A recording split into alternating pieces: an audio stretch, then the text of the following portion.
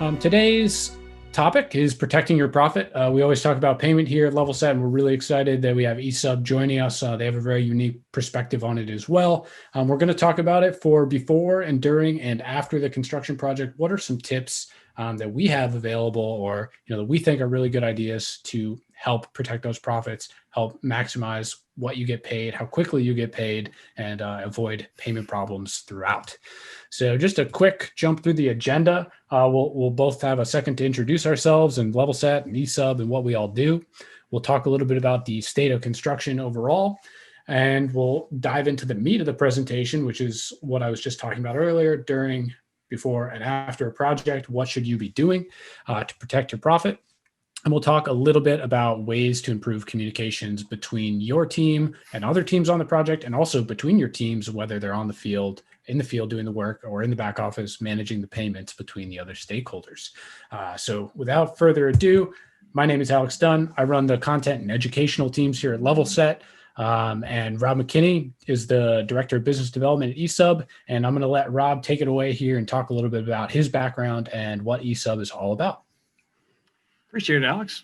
Good afternoon, good morning to everyone that's joining us today. Thank you so much for the time to listen to us talk about different thoughts that we think might help you out. For those of you that I haven't met, or you maybe heard me speak, or maybe my voice sounds a little bit familiar, I have been around our amazing industry for nearly 20 years. The last few, you might have heard of a little thing called the Contact Crew, which is a podcast that I participate on, part of JV Knowledge, or the Contact Roadshow. We've gone around the country. I've seen a lot of states, let's just say, a lot of countries been around there. So the idea is I was originally in the construction industry as the safety director. Then I got really interested in technology, made that transition, Alex, probably around 2014. And I started building what I called mobile device programs. And that meant we used a lot of paper back in the day. If you're in the construction industry and you're listening to me, you know what I'm talking about, because we still use a lot of paper, let's be honest, but we've gotten rid of a lot of paper. We've converted paper into digital paper, which is a whole nother sidebar that we can talk about. But it's an interesting journey. So I've worked with a lot of construction companies trying to help digitize your workflows. And I specifically came over to the eSUB team because they work with trade contractors. We specifically and only 100% work with trade contractors.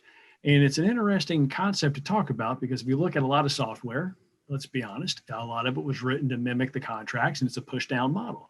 But that's not the philosophy we have at eSUB. We are 100% here for the trades. And that means we're trying to streamline workflows from the office to the field, from the field to the office. At the core, we're really trying to protect profits by doing a lot of different things. But it's these four things that you see up here, and it's trying to get better documentation out of the office so that the field knows what they're supposed to be building. And more importantly, when the field has an issue, they raise their hand. And the idea is generating data that the company can use to manage their projects, just a singular project, multiple projects. And at the end, we have some amazing dashboards that we could talk about that show you kind of a project health. And we do that through the platform. So later on, if you're very interested in what we have to show you, love to connect with you at a later date. We'll talk about that. Yeah, definitely. And we'll have our contact information available at the end of the show and on the page that this webinar will be hosted on. It's obviously being recorded and will be available sometime tomorrow afternoon, which is great. And Rob, just tell me a little bit more, like who gets the most value from using the eSUB platform? I know the trades are using it, from your perspective, but like, is it the field workers? Is it the office workers? Is it the managers, or like kind of like site managers? Tell me a little bit more about who's getting the value. It's really across the board. It really depends on the role that you're looking at. If we start out in the field and we think about the superintendents, the foremen running all the crews on these job sites, well, when we start talking about making a transition and using something like this, an amazing smart device, a smartphone, whether you love Apple like me or Android, either way, if you think about what it was like 4 or 5 years ago to have to fill out piece of paper after piece of paper after piece of paper, and I mean your time cards, your daily reports, all the different pieces of paper that you're filling out. Now you can use this mobile device. It saves time in the field and makes the guy's life a lot easier. Even if you really want to nerd out and talk about speech to text recognition, of how you can actually talk a note into your phone and it transcribes it and it sends it in, so the workers in the field are saving time up front trying to just document a job better or access the documents. But if you look back into the office side, it's kind of the flip side now. Instead of spending hours and hours, and I mean hours of looking for that one photo that you needed, where's that daily report from the job site the day that it rained, or the latest, we're all down in the Southeast. Let's talk about the weather for a minute, right? Does weather impact construction at all? Yeah, really? Where's that daily Exactly. reports? Wait a minute, where are the hours when it's all concise in one web-based platform that every project has the information you can see? The project managers are definitely saving time on the back end of looking for things, but management too is saving time because they have dashboards where they can look at the whole company, they could look at a whole division, or they could drill down into one project. So really, when we're trying to generate data, everyone has a little piece of the pie. It's just a very different lever depending on what role that you're talking about. Yeah, absolutely. Well, that's really great how y'all are able to help across the entire spectrum of any company and between the companies in that respect.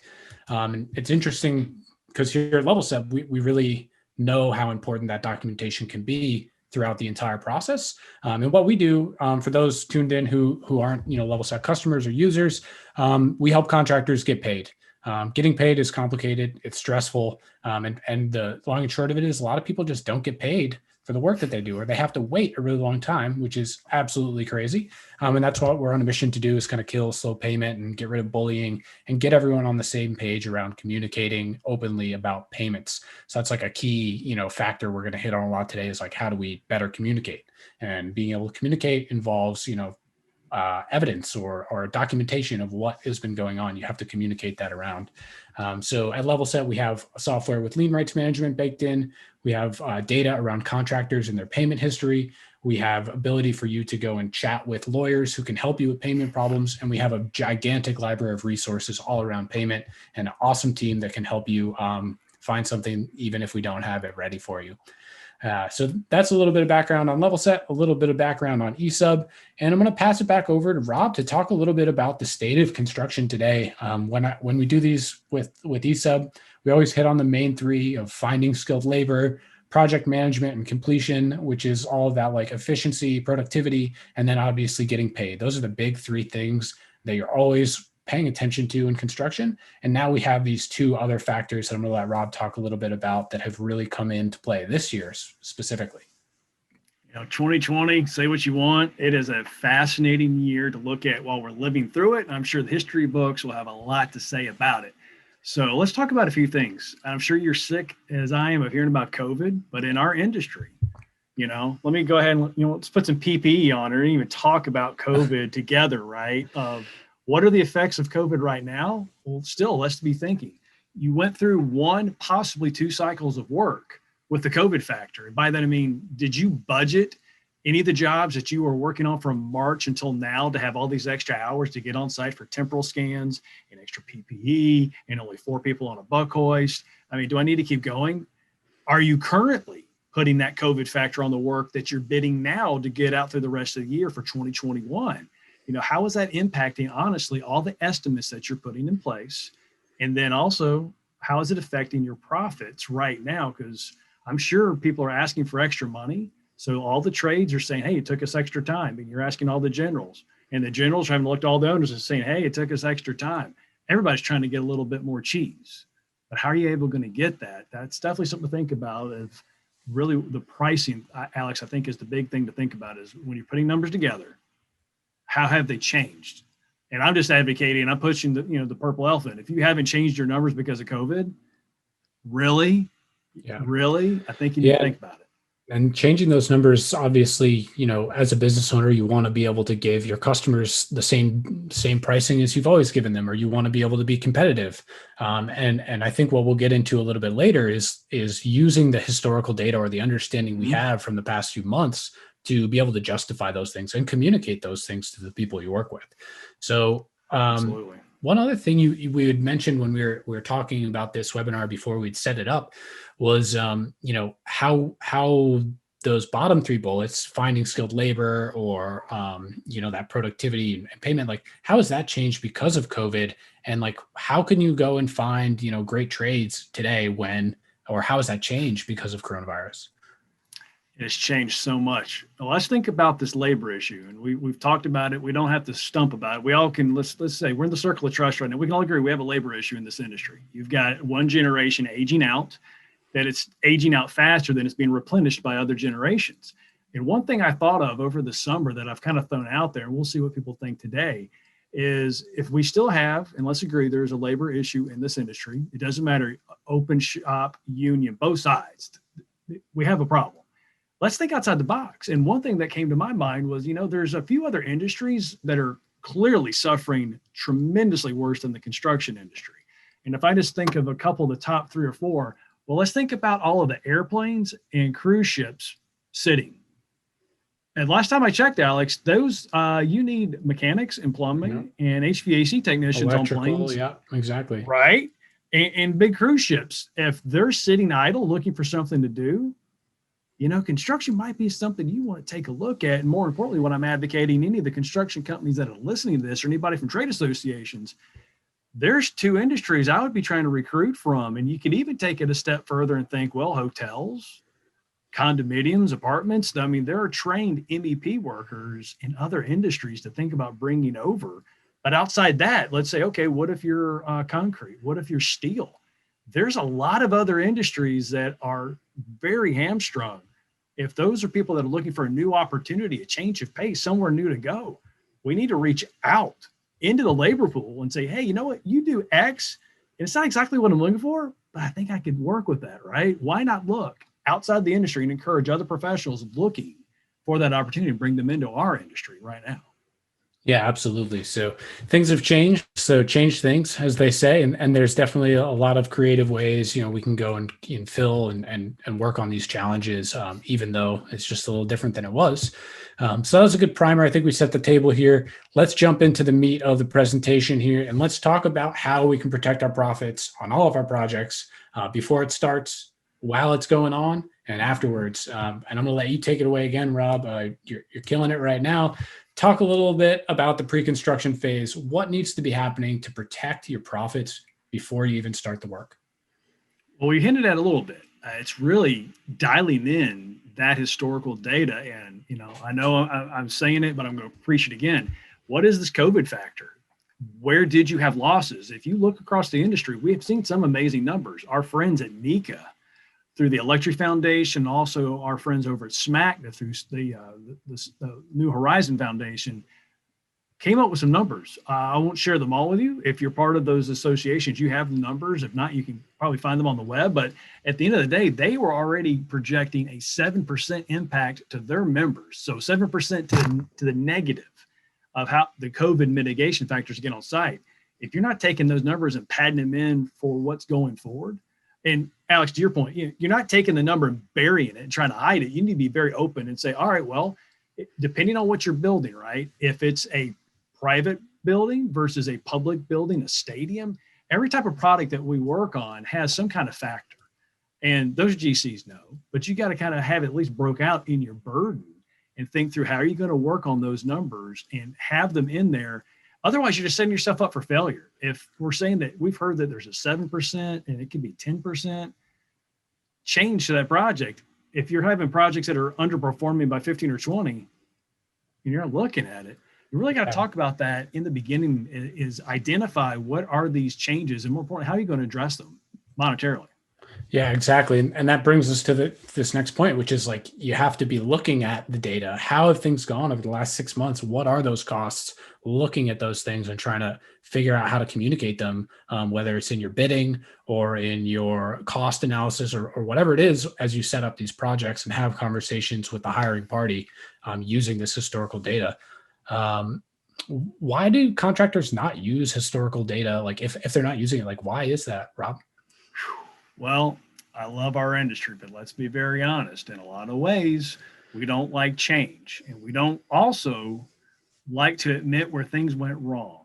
It's no one wants to have the stinker job. No one wants to have a job that lost money, and no one wants to talk about it. It's painful, but you got to use the data to make you get there. So back in the day, we managed a lot of our projects. I've spoken with people that have been in this amazing industry 30, 40 years.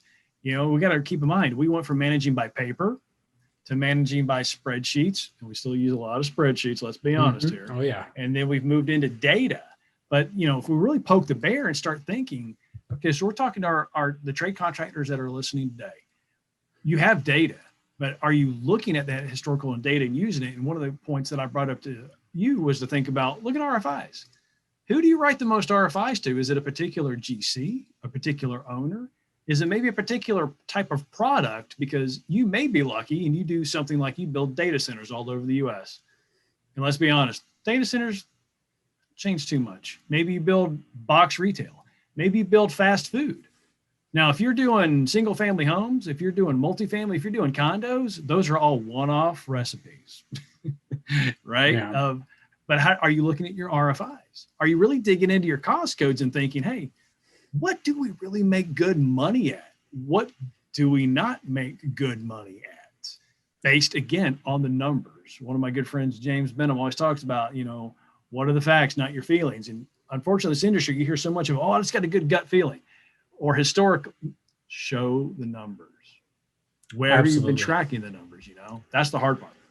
Absolutely. And it's hard to do it. I think it's one of the reasons people don't do it. It's like, it takes time. We want to get out there, we want to do the work, and we want to get paid. And we don't want to deal with all the rigmarole or the red tape that exists in construction. But it helps. And hopefully, listening to this webinar, folks will understand, like, there are some small things you can do, like whether it's just looking at those RFIs and kind of just looking for those standout moments, standout things that were like, wow, that was a really profitable job, or yeah, that was maybe not as good as we thought it was. Why did that happen? So we'll dive a little bit more in here to this idea of like paperwork sucks. It's like the necessary evil. People have, having this paper trail is really helpful though. Documentation through the process is not only good for looking at that historical data, but it's good for communicating, in the early stages.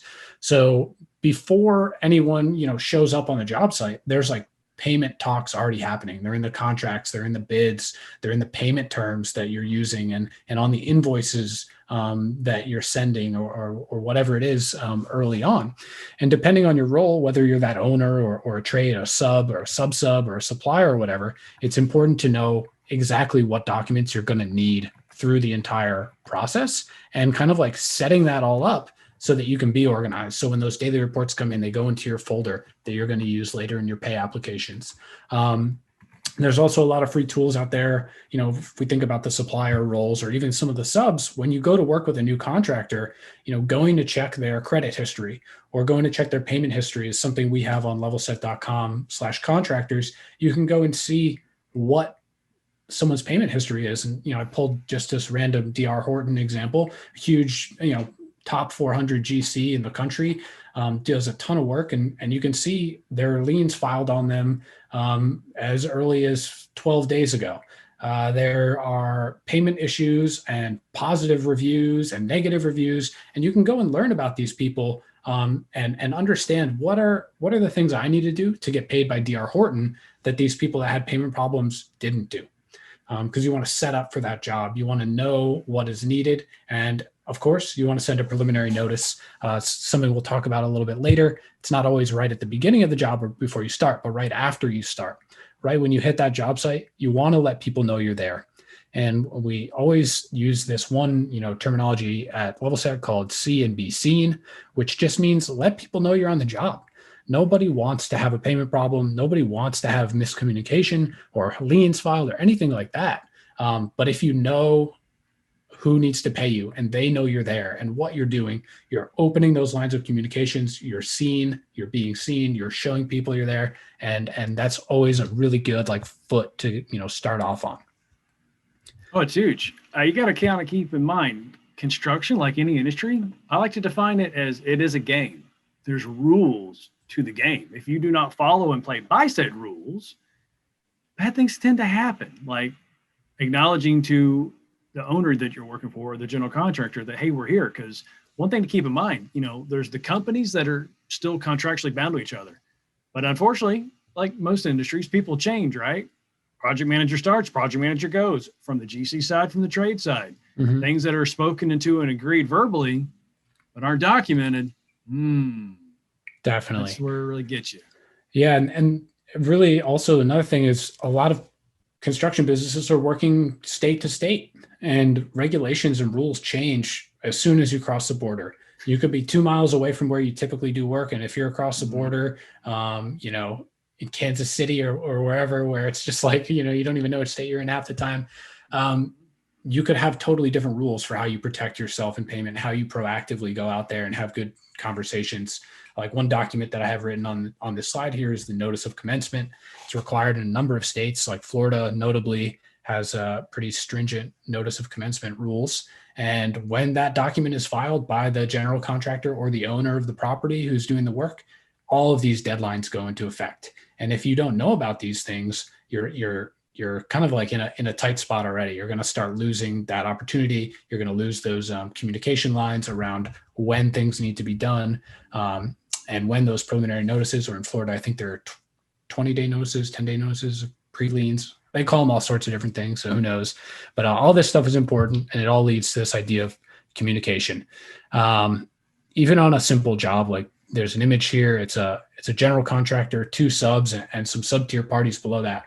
And you can just see the amount of arrows flying around to exchange payment and to communicate on a job is extremely crazy, even on a small project.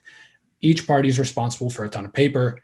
All the parties are probably working on more than one job at a time. And the on-site communication and the in-office parties are not always like in sync all the time. So it's really good to set those expectations early. Never assume someone knows something that you haven't specifically said to them, either in writing or in some sort of documented way, and then readdress those things over and over again as needed.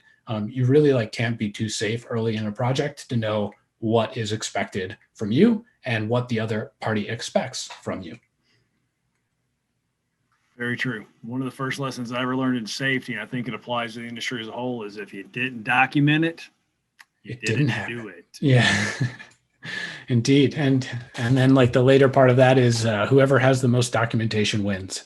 So, there's a lot going on there. But hopefully that kind of gives a good overview to the listeners today that in the early stages of a project, there's a lot you can be doing, from looking at past projects and understanding what happened and how do we keep those things from happening again, or making sure our bid is correct or our process is correct. And then opening those lines of communication, see and be seen, understand the key elements that need to happen throughout the project, and keep communicating them because the project's about to start. So let's talk about the construction phase. Rob, I'm going to let you take it away again. One of the things that I really think about when we talked about that documentation is, how are you going to document the project? And we've got a phrase that we like to talk about of eSUBing the job. And by that, I'm talking about, we brought up these amazing mobile devices, and just the change in the workflow of why not have a foreman and train the foreman, the superintendent, the people that run the job site, train them how to eSUB the job. And what does that mean? It means once they get to the site and once they've had their safety meeting and they've lined all their crews out, they're literally walking around taking photos of the beginning of the day. What has changed since last night? I joked a little bit before about storms, but that's a real thing, at least for us in the Southeast, where these hurricanes and these tropical storms come through. I don't know what part of the country you may be living in, but when you got 60, 70 mile per hour winds coming up into the North Georgia mountains and knocking trees down, that messes things up. Yeah, I don't even think it matters where you live these days. Just some sort of natural disaster is going to come and get you. And I also just want to say, I love that idea of eSUB the job. It's Google it, but it's eSUB the job. Very good. Do you want me to play this video here, Rob? We have a little demo of the eSUB software, and you're talking about taking photos of the job. You want me to play? Cool. So the idea, walk through this one here. That's opening up the home screen from our mobile app, and we call a photo a field note. So you can take 1 to 6 in any field note that you're trying to look for. And you can take them natively from the camera. You can pull them from the camera roll. But the difference for us is what a photo really does inside of our system, because there's lots of ways to take a photo. Let's be honest. You can use any smartphone now, take a photo and text it to a teammate or email it. But then what do you do with it? How do you find it? So when we're taking a field note in our system, it is documenting the job. It's part of what we say is eSUBing the job. And it's an issue that's popped up. So we can type in our text, we could speak in our text, and also use keywords. One of the things that we do on our CS side, our customer support team, is we work with each of our customers and kind of identify what are the keywords that you're most worried about. What specifically, and I'm talking to the project managers, if you see this word or hear this word, what raises up the attention level for you? Is it delay, notice, change, incident, accident, fill in the blank, right? What are those terms that need to be put onto a photo? Because now once you've taken a photo inside of our platform, the photo is always associated with the project that they're taking it on. It's time stamped, it's date stamped. It knows the actual physical location of the photo. So it's really a legal document that can be binding if you need to get to that point. Hopefully we won't talk about litigation today, but it happened, right? So you're taking a photo from the field, and the idea is it's going in the system, and the system works with the project managers to alert them to either take an action or an insight. And by action, someone asked earlier, what does an RFI stand for? Well, that's request for information. That is basically a formal question from the trade contractor to a general contractor. But you need some backup. You need some basis, right? So if we take a photo of a door opening or a window opening or an electrical panel, something's not where it's going to work out. The foreman takes that photo, adds all the notes and the details, puts it in our system. Then the project manager realizes, oh, we've got an issue. So I need maybe I'm starting an RFI, or maybe it's also just letting them notify something. Maybe they're just behind. It gives them an insight. So we're trying to use the photos to prompt actions that, again, are prompting better workflows. And at the end is always still trying to protect this profit. So we want to figure out what's going on at all times through the job, through every part of the phase. Yeah, absolutely. I really like the ability to annotate the photos as well, because like a picture is worth 1,000 words, but like it's worth even more if you know where to look and why. Why it was taken in the first place, like pointing out that duct, where is it? It's a delay. Maybe it's going to result in a change order if you have to move it, and having that documented the day that it was installed or the day after it was installed, or the week before a giant hurricane comes and wipes it all out anyway. Right. Who knows? Like having that is just pretty invaluable. Well, I tell you, you think the old phrase was a picture is worth 1,000 words. That was kind of when cameras were being first invented, and how to, convey so much information visually through a photo. Now, let's say a picture is probably worth $1,000, maybe more. Yeah, definitely more if it's that duct. That's for sure. That thing looks pretty heavy duty. Yep. Cool. So we'll talk a little bit about like how, that's really good for on the job, like how you can protect your payments is creating those documents. And let's talk a little bit about like the back office side for a second here. Work is getting done, and ideally payment comes like sometimes, I guess. Knowing that payment process upfront from your hiring party is really good. We see it sometimes with pay apps getting denied because there isn't enough documentation or they weren't sent on time. But if you know exactly what documentation is needed, exactly like, what time it needs to be in the GC's hands to make the payment. All that stuff is really important. Rob, tell me a little bit like about your experience here. Like, how do GCs look at pay apps when they're deciding who gets paid? There's so many things to throw out there, right? I can tell you from my history, I remember seeing how these were measured back in the day. They were 3-ring binders for each project where you kept all the documentation. And by that, I mean, do we have notice of commencement? Do we have notice to proceed? Did we get their lien waiver? 15, 20 years ago, this was measured in 3-ring notebooks, printed out, sitting on a desk, maybe correlated back to a Excel spreadsheet. To hear what you guys are doing today in real time with a modern platform that's web-based, that documents everything. It's literally laying out, that SOP, that standard operating procedure of how to work through a project, but also notifications, connecting the internal team, of realizing, because let's be honest, if you've got a company and there's maybe 10 projects at any given time going on, each PM is focused on that one job. And maybe there's a senior PM overseeing 2 or 3, but that project executive, the CEO, the COO, they're looking out for the whole company. How can they quickly figure out and raise their hand and look and see why one job may be going red, or maybe payments are delayed? Like, what is happening? That's very powerful to understand what's going on, because at the end of the day, releasing payments, we're all chasing money. The money's coming from the owner, who gets it from the bank, who's distributing to the general contractors. Everybody's trying to hold on to that little bit of cheese as long as they possibly can before they're releasing it. But, finance and jobs, it gets interesting when you look at where the money really gets bottlenecked unnecessarily. Yeah, definitely. And we always say like it's not necessarily anyone's specific fault all the time when there's a payment issue. It really can happen for so many different reasons from so many different parties. And all you can do when you're a sub to your party, whether you're, a sub or a supplier, or whatever, is follow like a couple simple rules here, which is, that seen be seen. We always talk about the preliminary notice, which I was mentioning earlier, goes by a number of different names, and in most states is a required document actually to protect your payment rights.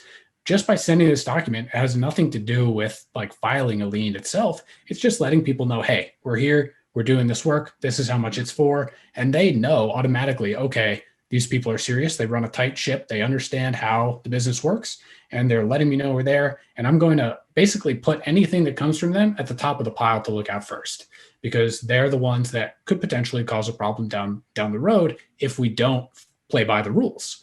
If we don't try and leverage them or bully them, like they know what's going on, they know their rights. So sending that preliminary notice is like a really key thing that you need to do before any payments get exchanged, ideally.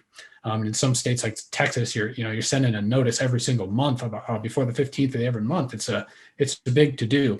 It can get a little messy. So keeping really organized daily reports, keeping really organized payment reports. When did you send the invoice? When did you communicate? When did they send a waiver? Did you get that waiver signed? Lien waivers, or also known as lien releases, depending on where you are. They're really important. Like that's part of the GC's ability to be able to cut those checks and get them out, is that you have to sign those documents. You don't want to sign an unconditional waiver if you don't have the money, but you do want to make sure that you're following those processes that ideally before the job started, you went out of your way to understand when you open those line of communications.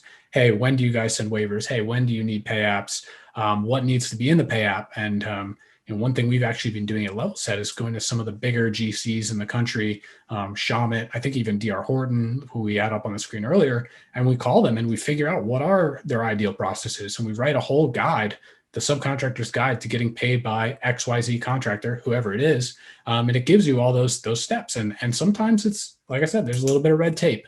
And the more you know going into it, the more you can stay a little bit organized. You can send those invoice reminders when they're not doing what they said they were going to do, and just continuing to communicate and having those conversations if things aren't going the way they should be, whether it's a change order or whatever.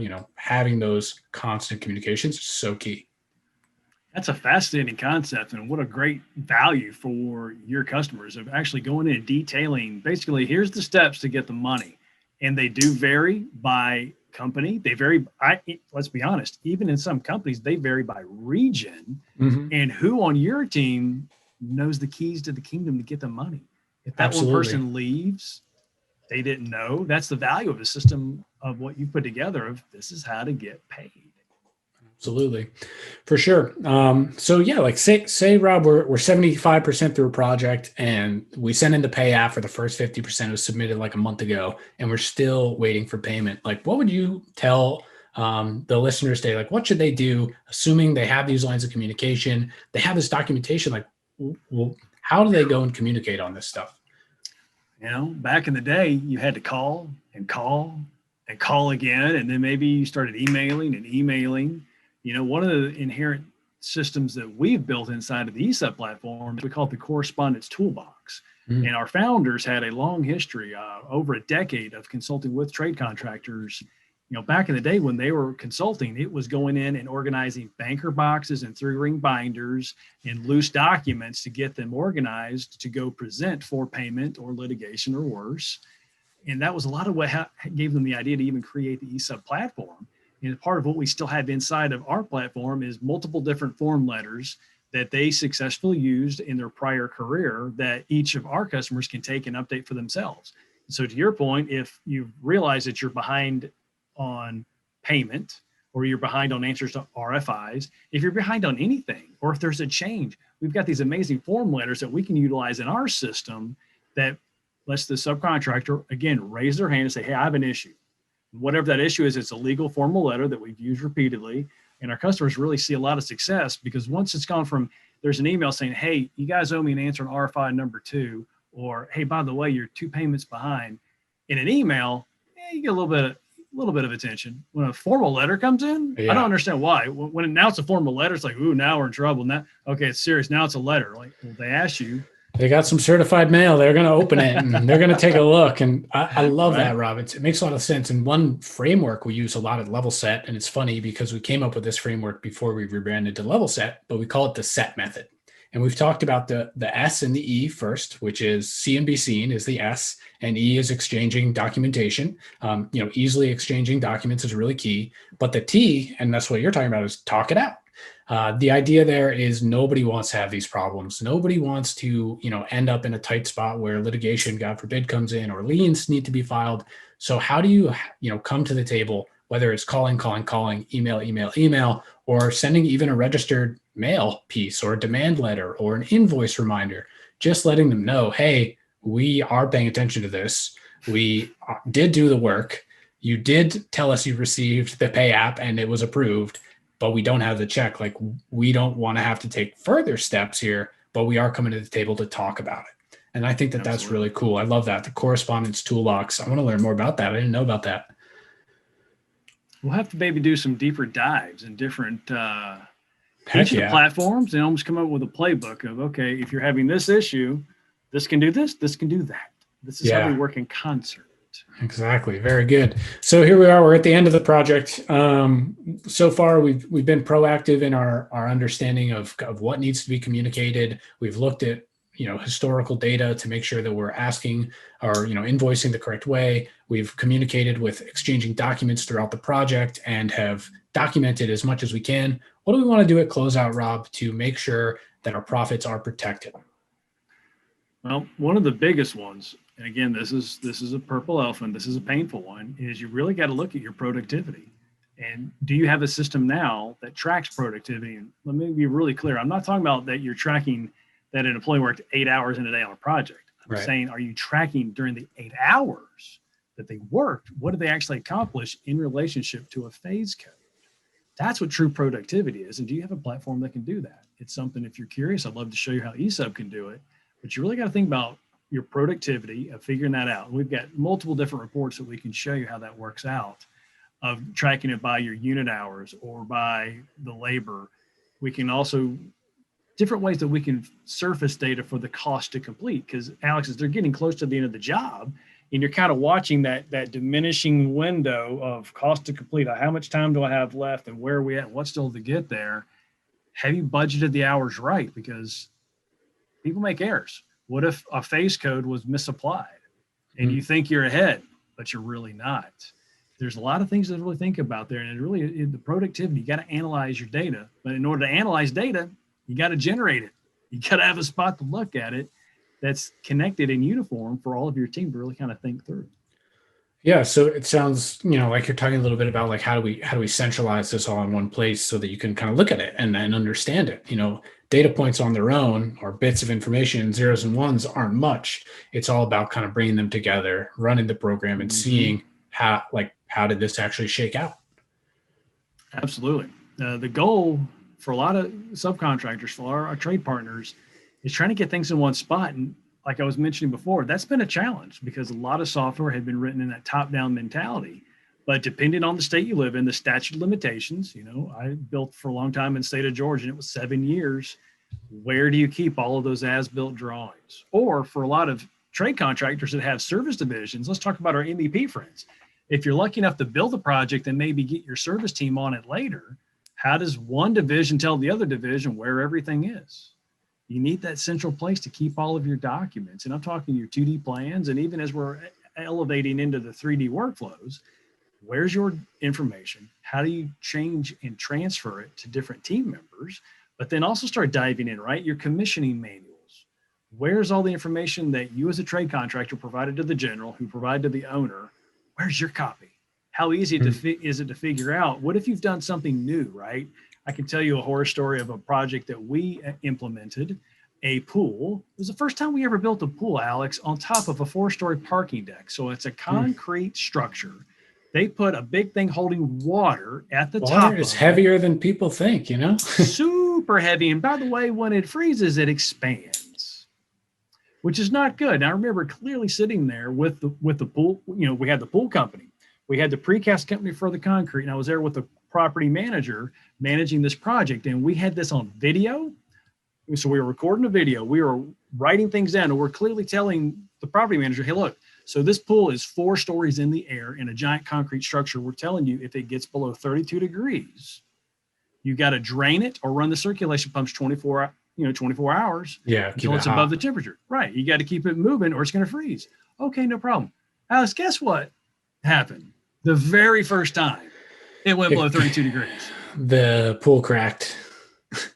It froze like a giant ice cube. Yeah. And yes, then it started cracking and bad things happened. And so the owner is looking at the time. I'm at the general contractor. He's looking at us like, what's going on? Why did my pool crack? And we knew, because this is one of those occurrences. I was actually there helping manage this from the get-go. So I wasn't looking to the pool person to, say anything bad or disparaging about the pool person. Because when you're standing on top of a big ice cube, it's kind of obvious what happened. Yeah, exactly. From a legal standpoint, though, I have to start, okay, where's the manual? How did you train them? And we had to have all this. Now, granted, this is 15 years ago. It was not easy to pull together a lot of things to make a very, very upset owner at least mad the other direction and, back off the contractors and say, we built it to spec. We delivered it. We told you exactly how to maintain and run it. They forgot to drain it or to keep the pump running. Hard. Hard. It's definitely hard. I was working with a concrete guy a couple of years ago, and one thing he said that I'll never forget. It was so funny. He's like, I know 2 things about concrete. One is it's gray, and the other is it cracks. And I've always just like, it's just so simple. But it happens all the time, whether you're doing a radiant floor install and you got water, you got to put your antifreeze in there. You got to replace it every 2 years. There's a lot of stuff that needs to be documented around stuff you can't see. Like a pool, you can see the water in there. When you're walking on a radiant heat floor, you don't know that there's 1.5 miles of pipes under there with water that literally one breaks. Your floor is gone. You're you're better off just putting an HVAC system if that thing breaks when you got a big warehouse with radiant heat. So anyway, it's a little divergent here. We'll keep moving along. Assuming we've done all the right things, we have all this great documentation through the process. You've been proactive. You haven't been reactive. And a lot of people that come to Levelset on a daily basis are calling us in a very reactive state. They are not being paid. They cannot meet payroll. They're having a problem. And we need to help them. Like our core value of help first is like very guiding principle for us in everything we do. And we want to help them with that. And it's hard to sometimes get people to realize that being proactive will almost always be a better way to do it. But, easier said than done. Like being proactive takes work. We've talked about it on this thing. People don't like doing the paperwork. It's a pain in the butt, but it's a necessary evil. And when you have that proactive approach, like it's gonna help you. You're not gonna have these problems down the road, but they still can happen. You can be as proactive as you want. And as I was saying earlier, like sometimes companies are going bankrupt left and right these days with coronavirus. Sometimes payment just doesn't come. You could have done all these steps perfectly, but here you are at the end with your hat in your hand, and the person who's supposed to pay you is in bankruptcy filing court. So what can you do? Here's, a quick couple things you can do to protect your profits. If you've been proactive, if you've filed these notices and you've retained your lien rights, you have a few things you can do. One is stay calm and call your customer. Always reach out first and let them know, hey, this is a problem. Like if I can't get paid, I need to take next steps to protect my business and protect my profits. So first thing is we have a document called the Notice of Intent to Lien, which is not a lien. It's actually required in a couple states like Colorado, I believe. It has a requirement for an NOI or a Notice of Intent to Lien. And that lets people know you're serious. Like, hey, I'm going to file this lien. I have my lien rights. I mean, you can actually file one if you don't have lien rights. It's completely fine to do that, but someone might call your bluff as well. So watch out. But at the end of the day, this notice of intent to lien is like a secret weapon that you have to go out and get paid and to let people know you're serious. You were talking about something in the, your communication toolbox, which is like this ability to send a registered letter from an attorney or a demand letter or an invoice reminder. There's a lot of things you can do before you get to that nuclear lien option that just lets people know like, hey, this is serious. Like, you didn't have any problem with me bringing my guys out there and doing the work. And like, you shouldn't have a problem paying for good work because we did great work. And then at the end of the day, there's always the mechanics lien. We always want to avoid those. So like I said, nobody likes mechanics liens, but they exist for a reason. You do have to get paid for your work. You do run a business, and it's important that you are able to do that. Ideally, you don't have to because you've communicated, you've set good expectations, and you've continued to document everything correctly, and payment came. But there's always this this idea of sending a mechanics lien. It is your right to get paid. You got to document. One of the things our founder, Wendy Rogers, talks about is you don't necessarily get paid for the work you do. You get paid for the work that you document. And you got to document it often and document it well so that when you are pushed in a corner, you're able to show, nope. You hired me to do 1, 2, 3. I did 1, 2, 3. You accepted 1, 2, 3, but now you're holding back. Yeah, exactly right. Cool. So I think that's basically bringing us close to the end here. I want to quickly just recap everything that anyone listening here, any business here can do to protect their profit in construction. I'm going to let Rob kick it away. Not everyone needs to go out and buy a bunch of eSUB software or Levelset software. Like, there are things y'all can start doing today, whether or not you have the budget to automate them with some sort of technology or not. But Rob, from your perspective, what are some, what are 3 or 4 things people can do today that will help them protect their profits? Well, the first one we talked about is take photos. And the amazing thing about these new mobile devices is you can take more photos than you ever have and share them with your team in multiple ways. Just make sure you have a good game plan of this is why you take a photo, this is where you send the photo, this is how you use the photo. But photos, again, they used to be worth 1,000 words. Now I really think they're worth thousands of dollars. And that goes right into the next part of the COVID factor. How are you capturing any losses that you may be occurring because of the mitigation? If it's taking you longer to get onto a site or off of a site, if it takes you longer to gain access to floors. I mean, I've heard crazy numbers from safety professionals of they're limiting the buck hoist to 4 or 5 people per load. You got 300 people on a job, do the math on how long it takes to load in, load out a job. Or what if there's different mitigation factors of where can you take your break? I mean, there's got to be, I would argue, a few minutes a day that you're losing that you got to capture.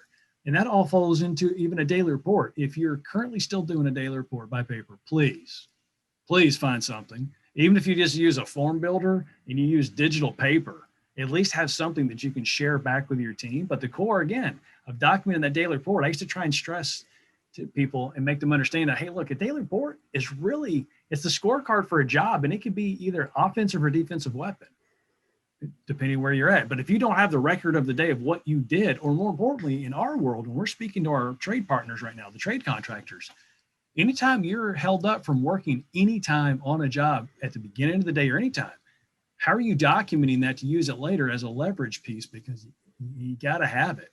And the end really for us is data. Anyone talking right now in the construction space, you look at all this amazing software that's out there. It's all about generating data. But the kicker I want to stress is it needs to be your data. Where are you creating, and I use this term, Alex, the data gold mine. Where is that gold that you're going to need when you need it? But it has to be your platform that your company, your team, your projects, you all understand to use, and you all put the same gold in the same place and you use it when you need it. But again, trying to find papers, trying to find disconnected spreadsheets, I think we're past that. That's what amazing platforms that are out there like ours help you do. Yeah, definitely. I mean, you can do it on your own, but you're asking for trouble. You're asking for disorganization. You're asking for a little bit more wasted time trying to consolidate that stuff as it happens. Anyone can take photos on their phone and put them in Google Photos and send emails with updates over and over.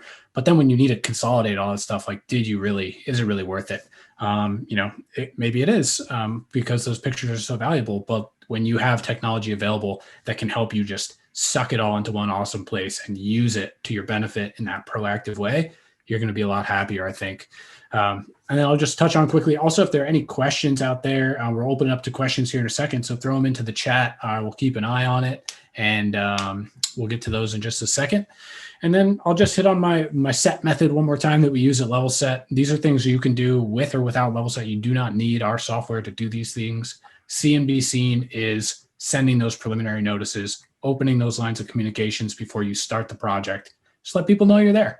Sometimes it's required for you to let them know you're there. So definitely make sure you do it if you're in California or Arizona or Florida, Texas, like there are, a ton of places where this document's required. So make sure you know your requirements and you're letting people know where you are on the project and what you're doing. The next is making paperwork easy. create a process for yourself. Know what your own process is in the states that you're working in and follow it.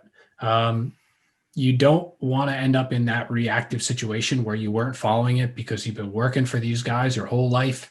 You've been doing projects with them for 20 years. If they go bankrupt and you don't have your lien rights, you're not going to be in line to get that payment later on. And that's a hard pill to swallow. So make sure you're just keeping that paperwork process up. It's just part of doing business, just like it is getting your personal protective equipment on when you go to the job site, making sure you've got your business protection plan with all your paperwork. And then the final part is always talking it out. Like, try and avoid those nuclear situations where a lien needs to be filed. Try and have those hard conversations in a productive way where you're not banging your fists on the table and yelling about the money you don't have. Nobody wants these bad situations to happen. If you've documented things, if you've had those conversations, you're most likely going to have a much easier out than lien filing, bond claims, or any type of litigation or alternative dispute resolution that needs to happen in construction. So those are the quick takeaways from today. And let's see if we have any questions. We got our contact information here. If anyone wants to reach out to myself or to Rob afterwards, we would be more than happy to help. Here we go. Someone asked if we could define an RFI. Rob, you want to just give a quick RFI overview for Kathy? Absolutely. That's a request for information. Think of it as a formal question in construction. If something that your company's trying to install doesn't work or fits in the wrong location, you're asking a formal question to clarify. That way, either you get clarification of the design documents, the plans, the specifications, or they may have to do a change, and then that'll escalate into potential change order, those type of workflows. Awesome. Thank you for that. Very good. I saw you answered in the chat here too, but it's good for everyone else listening. And someone was asking about the pricing for eSUB. We usually don't talk pricing on these webinars, but I definitely tell you to reach out to Rob after this. Just shoot him an email. I'm sure he could talk through this stuff. Absolutely. I'm sure it also varies quite a bit between. It's really easy though. One thing I can throw You're out there welcome is to talk about it, but it's per user licensing and it's an annual basis. We have what we call a core. That's kind of the main part of the system. And then there's a few things that are add-ons. So it's per user pricing. The more employees you have, that's what would change the number, or the more modules. And it's only 2 or 3. It's not very complicated, but there's a main part and then a couple add-ons that do different things. And also would depend, who was that asked that? Kimberly. It depends also because we handle money. Very interestingly, if you have an accounting platform such as Sage or Vista, we have integrations that can push and pull data. I don't want to say it's a custom order for every person, but it's an interesting thing to look through of what more you're looking to get out of our system. So if you shoot me an email, I'd love to be able to give you better, more specific information to your company offline. Awesome. There we go. We're driving some revenue here for you, Rob, on this webinar. I don't see any other questions coming in. Let me check the Q&A as well. See if there's anything in there. Looks like we're clear. Well, I guess we'll wrap it up. Reach out to us if any other questions come up, or throw them into our community, levelset.com/payment help. You can always go there, get an answer from a lawyer or someone on the Levelset team around payment issues you have. And Rob, thank you so much for coming and chatting with us today, talking to us about protecting profits. Love getting the alternate side from the we focus so much in the back office and the people managing payments. It's really great to have your perspective on in the field and how we can do a better job there too. So thank you again for being here. Absolutely, Alex. Thank you for the opportunity to talk, spread some good knowledge to different people, and definitely show you the field side, because what we try to do of collecting data on the field side, I got to think would be a lot of what would be used on the backside of trying to collect on those payments of, again, showing that you put work in place, it was installed, it was accepted, everything's good. So why we got an issue? It could be a very good meeting of the two softwares to help contractors moving forward. Absolutely. Well, thanks again for everybody who showed up and spent their lunch hour with us. We really enjoyed having you, and we will see you next time on our next eSUB Levelset joint venture. Have a great weekend, everybody, and a strong finish to the week.